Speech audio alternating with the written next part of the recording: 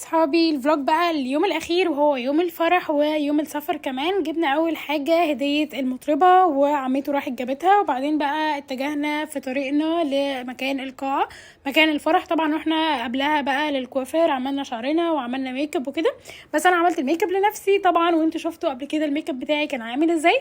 بس حرفيا نفسي اعمل الميك اب مره وانا مرتاحه، لازم اعمله وانا متسربعه، وكنت ناسيه حاجه الميك اب بتاعتي وكانت حوار كده. بحكي لكم القصه دي بعدين. تعالوا بقى نتفرج على شكل القاعه كده. ده كده كان شكل القاعه. طبعا حاولت اصور على قد ما اقدر عشان ما اجيبش اي حد خالص، لانه طبعا مستحيل الناس كلها بتبقى كاشفه، فما ينفعش نجيب صور ناس خالص على الفيديوز. فقدرت ان انا اصور لكم كده القاعه والسلم، وصورت لكم كمان هنا الترابيزه اللي بيكون فيها التوزيعات اللي بتتوزع خلال الفرح. وهنا طبعا من الاساسيات اللي موجوده في الفرح هي القهوه السعودي والشاي، بيكونوا موجودين على طول، وبيكون في زي سناكس كده بسيطه وطبق الشوكليت. وهنا بقى الستيج اللي بيكون فيه المطربة، وبيكون فيه طبعا العروسة اللي بتيجي في الاخر الفرح. وده بقى اللي بيفرق فرحنا عن فرحهم. احنا فرحنا بيبقى العروسة معانا طول الفرح، هما في الاخر ده بيبقى العروسة بتيجي في الاخر كده حاجة بسيطة وخلاص. وهنا بقى ده كده كان شكل التورته. واحلى حاجه بقى الصراحه ان انا دي كان اول فرح احضره في حياتي، فرح سعودي. حلو قوي اجواء ان احنا نبقى براحتنا، ما يبقاش معانا رجاله او حاجه، فبنبقى لابسين براحتنا وعاملين ميك اب زي ما احنا عايزين. بس هي مش حلوه لانه انا يعني هي ميزه وعيب، في حاجات حلوه في حاجات لا. اللي عجبني فيها ان انا ببقى براحتي، واللي ما عجبنيش الاجواء بتاعتهم برضو هاديه قوي عننا. وبعدين بقى هنا اخدت العصير ده، بجد كان طعمه خطير، كان طعمه حلو جدا. ودي الاوضه بقى اللي دخلت اصور لكم فيها، اللي كان فيها التوزيعات اللي احنا عملناها وهنوزعها كجفت للمعازيم اللي موجودين. وطبعا شفتوها قبل كده معايا في فيديوز قبل كده واحنا بنعملها، وكان بجد فرحتها لذيذة قوي. وبقى فكرة ان انا هكون يعني اخت العريس في الرضاعة، فدي كانت ميزة بالنسبة لي، ان الناس كلها تبقى مغطية وانا الوحيدة اللي هبقى براحتي طول الفرح. جبنا بقى المطربة دي، صوتها بجد خطير.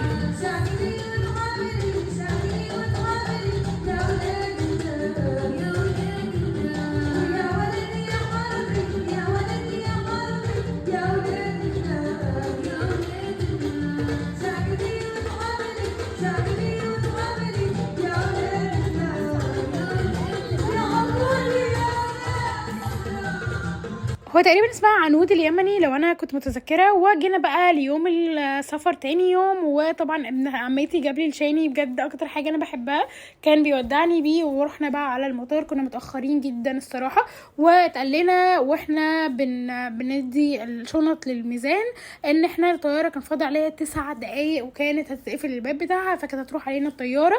فالحمد لله لحقنا ودخلنا وشفنا هنا التزيين. انا كنت بجري حرفيا، ما عرفتش اصور لكم قوي، بقيت باخد لقطات كده بسرعه وانا عماله اجري. وحصل كمان موقف معانا كان وحش قوي في المطار، ان الوزن كان زياده قوي، فقعدنا نفضي حاجات كتير في المطار، وده كان اصعب حاجه.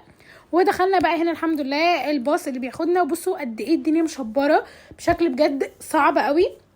ووصلنا بقى للطياره وخلصنا بقى من هنا الباص، ودخلنا الحمد لله الطياره، ولقيت الناس كلها كانت لسه بتدخل عادي، فانا مش عارفه الصراحه كنا متاخرين على ايه. وبعدين قعدنا بقى وقعدنا نجهز بقى كل حاجه، ويقولوا لنا التعليمات والارشادات وكل الحاجات دي. وزي ما قلت لكم احنا الطياره بجد كانت مشبره جدا. بصوا شايفين الشبوره عامله ازاي، مش تشبوره على قد ما الجو رطوبه عاليه قوي قوي. ف ده الفكره انه بجد يعني الجو بيبقى صعب قوي الصراحه، عكس بقى عندنا لما نزلت بجد الجو كان بالنسبه لي تحفه جدا مهما كان حر. وقعدت بقى اصور لكم شويه هنا لقطات. وده كده كان شكل الشباك قبل ما نطلع.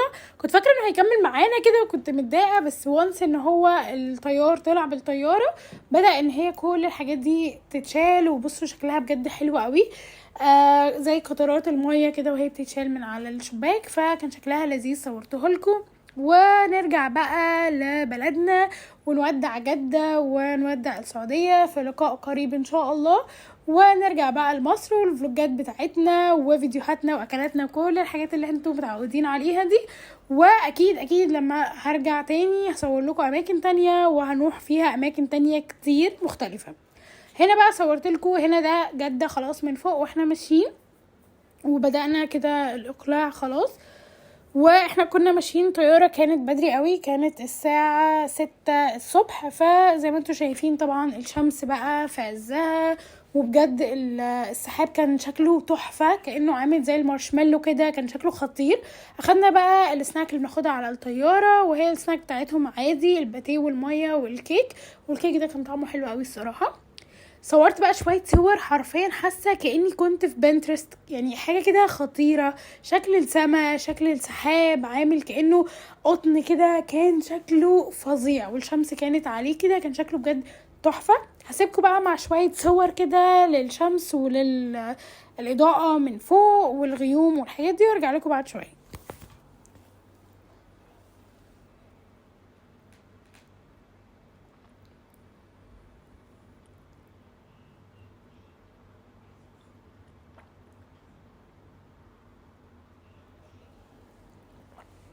وهنا بقى كنا بدأنا نقرب من مصر شوية، لقيت بقى الجبال دي، وفي وسط الجبال لقيت هنا البحر او المية دي. انا الصراحة ضايعة في الجغرافيا، فاللي يعرف ده ايه يقولي، بس انا ما بقيتش عارفة الصراحة ده المية دي مصدرها ايه. وبعدين هو غالبا البحر الاحمر، او مش عارفة الصراحة، مش عايزة افتي.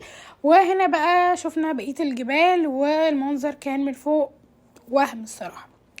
وزي ما قلت لكم، انا عايزاكم تتاكدوا كويس قوي من الوزن بتاعكم قبل ما تطلعوا على الطياره، عشان ما يحصلش معاكم اللي حصل معانا. وبجد كانوا صعبين جدا في المطار، واضطرينا ان احنا نشيل كل الوزن اللي معانا ده وناخده كاري اون معانا على الطياره. فالحمد لله اتصرفنا في الحته دي. وخلوها برضو معاكم ان انتوا يبقى معاكم شنطه على جنب كده للي هيوديكوا للمطار، تكون معاه علشان لو احتاجتوا ان انتوا تفضوا فيها حاجه تبقى معاكم احتياطي. وبعدين بقى هنا طلعنا.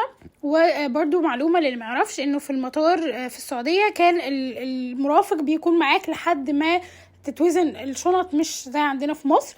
وهنا بقى كنا خلاص بدأ بقى ملامح مصر كلها تبان، والأماكن كلها تبان، ونزلت بقى الطيارة، ووصلنا بقى مصر، وصلنا بلدنا، ونرجع تاني لأيامنا زي ما احنا براحتنا. وبعدين بقى هنا خلاص كانت الطيارة وقفت خالص، وبدأنا بقى ننزل. وزي ما قلتلكوا احنا كنا جايين بدري، بس الصراحة المطار كان فاضي خالص خالص، ملقتش يعني ناس كتيرة جدا مش موجودة، والمطار كان فاضي، فكان حلو قوي الصراحة.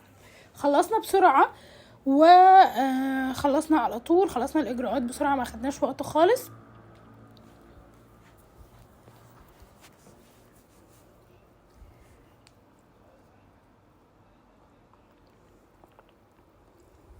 وده شكلي كده، انا كنت بجد تعبانه قوي ساعتها، وعماله اجري اجري اجري. فصورت كده صوره سريعه، وصورت لكم المكان قد ايه هو كان فاضي خالص، مطار القاهره وهو فاضي، شكله بجد حلو قوي.